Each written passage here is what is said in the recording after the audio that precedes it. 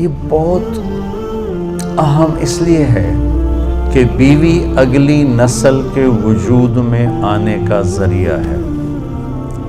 اس کے پیٹ میں اگلی نسل پروان چڑھ رہی ہوتی، میری اگلی نسل اس میں پروان چڑھ رہی. میں اگر اس کو ذلیل کروں گا تو سٹریس میں جائے گی، وہ ڈپریشن میں جائے گی، وہ غصے میں جائے گی، وہ دکھ اٹھائے گی، وہ چپکے سے آنسو بہائے گی.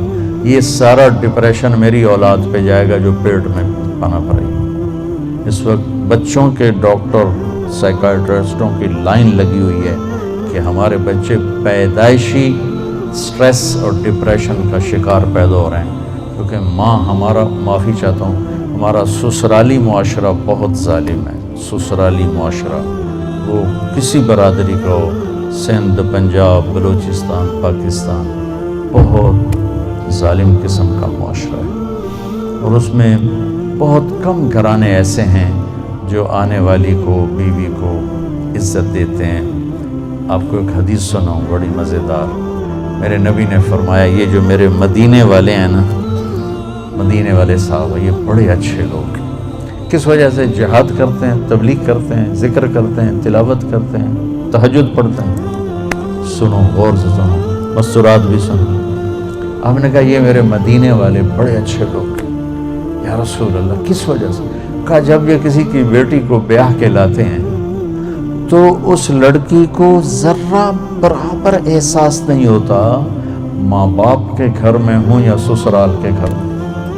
اتنی محبت دیتے ہیں کہ اسے لگتا ہے میں ماں باپ کے گھر میں. میں نے اپنی بیٹیوں کو رخصت کر لیا اور کسی کی بیٹیوں کو لایا اپنے بچوں کے لیے، تو میں بیٹی کی جگہ بہو کو بٹھا دوں، کیا فرق پڑتا ہے؟ میری بیگم نے اپنی بیٹیوں کو ڈولی میں ڈال کے آگے بھیج دیا اور کسی کی بیٹی کو ڈولی میں ڈال کے گھر لے آئی، تو ساس بننے کی بجائے ماں بن جائے تو کتنا اچھا ہو جائے گا. اور یہ بچی اپنی ماں کو چھوڑ کے، باپ کو چھوڑ کے خاوند کے گھر آئی ہے، تو یہ اپنے ساس سسر کو ماں باپ بنا لے تو کتنا اچھا ہو جائے. کہ بھائیو، یہ میرے نبی کی زندگی ہے. آپ کو عجب حدیث سنو، ابھی یاد آئی. قیامت کے دن بلایا جائے گا، بلاؤ بھائی مفتی نجیب، بڑا آیا فتوے دینے والا، تولو اس کے عمل تولو، ٹھیک ہے. طارق جمیل کو بلاؤ، بڑا بھاری خطیب بنا پھرتا ہے، اس کے عمل تولو. سب سے پہلے کس عمل کو تولا جائے گا؟ دوبارہ، سب سے پہلے کس عمل کو تولا جائے گا؟ وہ میری تبلیغ نہیں، میرا اللہ کہے گا بیوی سے کیا سلوک تھا وہ تولو. مفتی صاحب ہے، مولانا صاحب ہے، رضوان صاحب بڑا تاجر ہے، نمازیں نہیں تولی جائیں، سب کچھ تولے گا. سب سے پہلے بیوی سے سلوک تولا جائے گا، اور بیوی کا خامند سے رابعہ بصری بھی ہے تو پہلے خامند سے سلوک کیا تھا، پہلے وہ تولا جائے گا. یہ اتنا اہم چیپٹر ہے. تو طیب میٹھا بول، کھانا کھلانا، معاف کرنا، صبر کرنا، یہ ہمارے گھر کی زندگی کو، اتنا بڑا لان ہو یا چارپائی ڈالنے کی جگہ ہو، زندگی خوبصورت ہوتی ان رویوں سے جو میں بتا رہا ہوں. زبان میں ناگن چھپی ہوئی ہو تو زندگی تھوڑا ہی ہے. زندگی ہے یا کوئی طوفان ہے، ہم تو اس جینے کے ہاتھوں مر چلے. اللہ مومن خان کی قبر روشن کرے. کیا شعر کہہ گیا، آتی جاتی سانس کا عالم نہ پوچھ، جیسے دوری دھار کا خنجر چلے. یہ دوری دھار ہے زبان میں، تو کاٹ کے رکھ دیتی، اور یہ شہد سے بھری ہوئی ہے جو بڑے سے بڑے زخم کو مٹا کے رکھ دیتی. تو محبت دینا، پیار دینا، عزت دینا، یہ اس رشتے کا تقاضا ہے تاکہ اگلی نسل فریش پیدا ہو. اب مفتی صاحب بیٹھے، آپ پوچھو کہ ماں جس نے بچے کو جنا ہے اس کے ذمے دودھ پلانا بھی نہیں. اگر وہ کہے میں نے نہیں پلانا تو خامند کے ذمے ہے کہ کوئی عورت لا کر دودھ پلائے. اتنا شریعت اس کو فارغ کیوں کرتی ہے کہ پوری طرح اپنے بچے کو توجہ دے. لیکن آج کی مائیں بھی ظالم ہیں. بھلا 3 سال کے بچے کو اسکول سے ڈالنا اس سے بڑا ظلم بھی کوئی ہے؟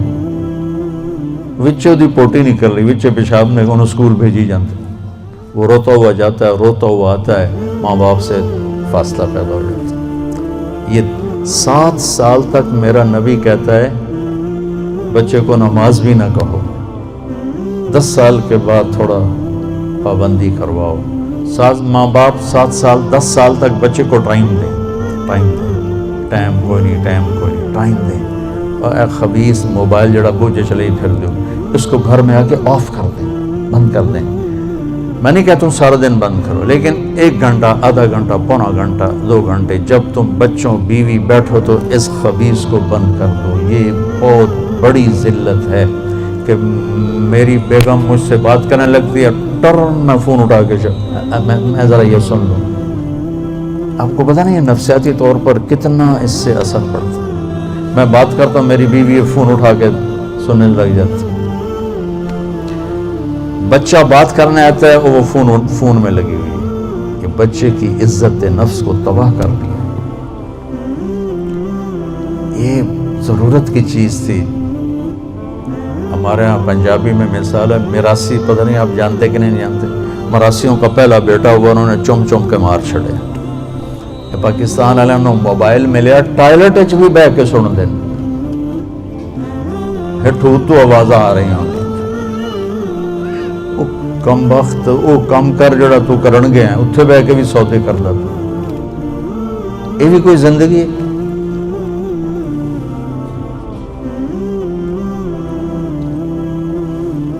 آپ کو میرے نبی کی زندگی بتاؤں. میرے نبی جب گھر میں آتے تھے، نبوت کا غم، درد سب باہر چھوڑ کے آتے تھے، مسکراتے تھے، ہنستے تھے، بچوں کے ساتھ کھیلتے تھے، ان کے لیے گھوڑا بن جاتے. حسن حسین کو کمر پہ بٹھا کے کمرے میں چکر لگاتے، پھر ان سے کہتے تمہارا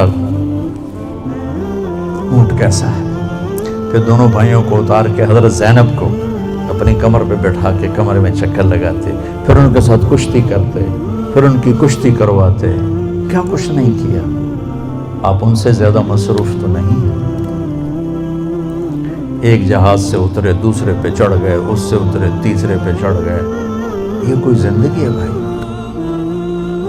مختصر سے زندگی کے لیے اپنے آپ کو اتنا امبیلنس کر دینا کہ گاڑی کا بیلنس آؤٹ ہو تو فوراً ٹھیک کراتے، اپنے بیلنس دا پتہ نہیں کتھوں دا کتھے آؤٹ ہویا، اس کو بھی تو بیلنس کرو.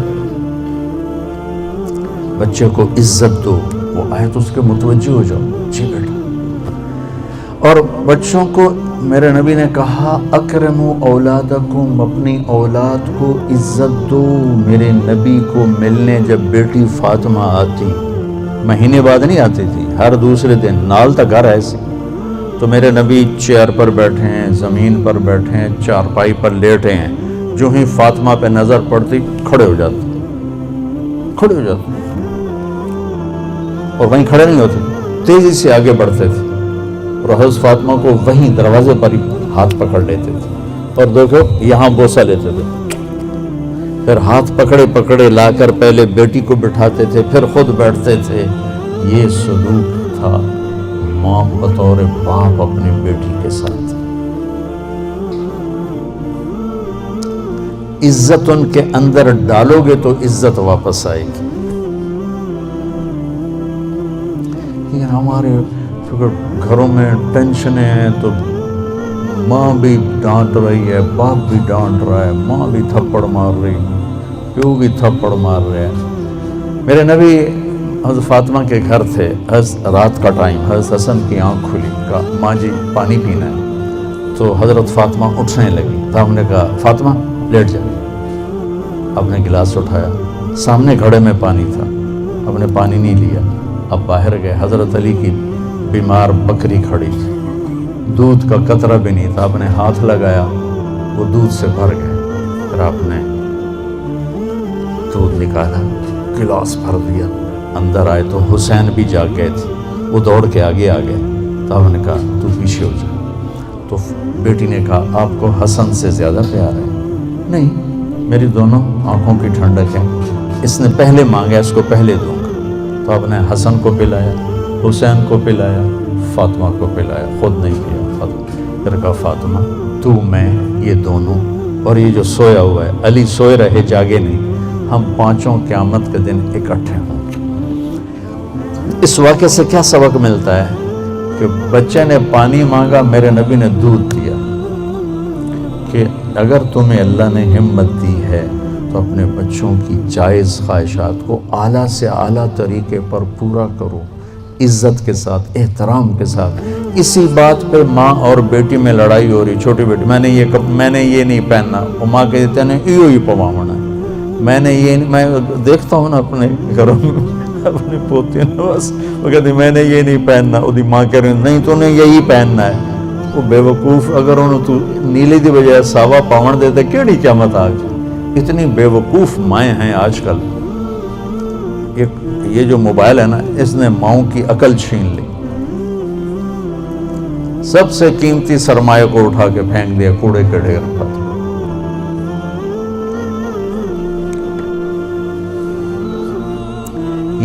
یہ واقعہ ہمیں سبق دیتا ہے کہ اولاد کو اتنا پروٹوکول دو گے تو پھر وہ واپس آئے گا، وہ آپ کو عزت دے گی.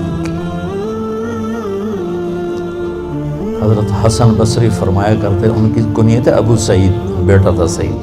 فرمایا کرتے تھے میں نفل پڑھ رہا ہوں اور میرا بیٹا سعید مجھے بلاتا ہے تو میں اس کے لیے نماز توڑ دیتا ہوں، نفل توڑ دیتا ہوں. ہم اولاد کو رگڑے دیتے رہتے ہیں، پھر جب وہ تھوڑے سے بڑے ہوتے ہیں پھر وہ ہمیں رگڑے دیتے ہیں. پھر وہ ہمارے میرا بیٹا بڑا نافرمان ہے، کوئی تعویذ دو. ہوں تعویذ میں کی کہا کتوں دے وہاں تعویذ؟ تم نے پہلے ان کے اندر زہر بھرا ہوا ہے، وہ کہاں سے نکلے گا؟ تو بھائی بہنوں، اسلام ایک زندگی ہے، بڑی خوبصورت زندگی، جس کا تھوڑا سا میں نے آپ کو ایک نقشہ پیش کیا ہے. تبلیغ اس کو سیکھنے کی محنت ہے. عبادات اور فرائض تو مختصر ہیں، 5 نمازوں کے بعد اوور. حج کے بعد دوسرے کا مطالبہ کوئی نہیں، زکوٰۃ دینے کے بعد دوبارہ مطالبہ کوئی نہیں. اور حج زکوٰۃ ہے بھی پیسے والے پر، 1 مہینے کے روزے کے بعد مطالبہ کوئی نہیں. لیکن زندگی کیسے گزارنی ہے، اس کا 24 گھنٹے مطالبہ ہے. ماں کے ساتھ کیسے ہو، باپ کے ساتھ کیسے ہو، بیوی کے ساتھ، بیوی کا خاوند کے ساتھ، پھر دونوں کا بچوں کے ساتھ، بچوں کا ماں باپ کے ساتھ کیسے معاملہ ہو. یہ 24 گھنٹے کی زندگی. بھائیو، اپنے نبی کی سیرت پڑھا کرو، اپنے نبی کی زندگی پڑھا کرو، اپنا قرآن پڑھا کرو، آپ کو پتہ چلے کہ زندگی کس چیز کا نام ہے. جب اللہ آپ کو توفیق دے، تبلیغ میں 3